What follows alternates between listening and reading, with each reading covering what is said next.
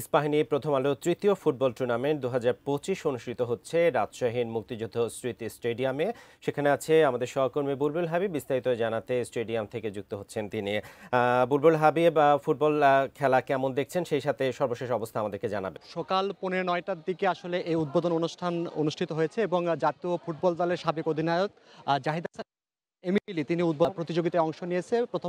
প্রথম গ্রুপে আসলে প্রথমে খেলার যে বরেন্দ্র ইউনিভার্সিটি এবং আহসানিয়া মিশন যে বিশ্ববিদ্যালয় তাদের মধ্যে কম্পিটিশন হয়। সেখানে আসলে বরেন্দ্র বিশ্ববিদ্যালয় 4-0 গোলে জয়লাভ করেছে। এখন রাজশাহী ইউনিভার্সিটি এবং রুয়েটের মধ্যে কম্পিটিশন অনুষ্ঠিত হচ্ছে। যেহেতু আসলে খেলার আয়োজন করেছে প্রথম আলো এবং পৃষ্ঠপোষকতায় রয়েছে ইস্পাহানি, আমরা একটু প্রথম আলোর স্পোর্টস এডিটর রয়েছে, একটু জ্বলবো। আপনারা তো এই আয়োজন সারা দেশব্যাপী করছে।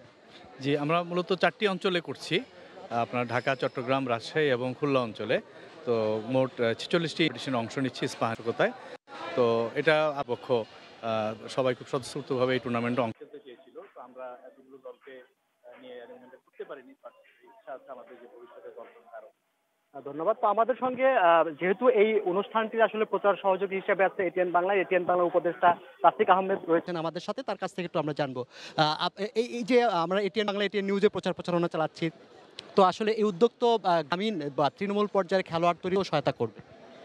অবশ্যই আমরা ফুটবলটাকে এগিয়ে নিয়ে যাওয়ার জন্য আমরা সবসময় খেলাধুলার সাথে সম্পৃক্ত থাকি এবং সারা বাংলাদেশ ওয়ার্কিং হয়েছিল বাংলাদেশ ফুটবল ফেডারেশনের আওতায়। সেখানেও কিন্তু স্কুল পর্যায়ে আমরা 1 লক্ষ বাচ্চাদের নিয়ে কিন্তু ফুটবলের আয়োজন করেছিলাম। এখন প্রথম আলো এবং ইস্পাহানির সৌজন্যে যে খেলাটা হচ্ছে, এটা খুবই আনন্দের, নতুন জাগরণ সৃষ্টি হয়েছে ফুটবলে। কারণ এই যে বাংলাদেশ ফুটবলে এগিয়ে যাচ্ছে, আজকে বাংলাদেশ ভারতকে হারিয়ে র্যাঙ্কিংয়ে এগিয়ে গেছে, এটা খুবই আনন্দের বিষয়। বহুদিন পরে ফুটবলের একটা নতুন জাগরণ হয়েছে।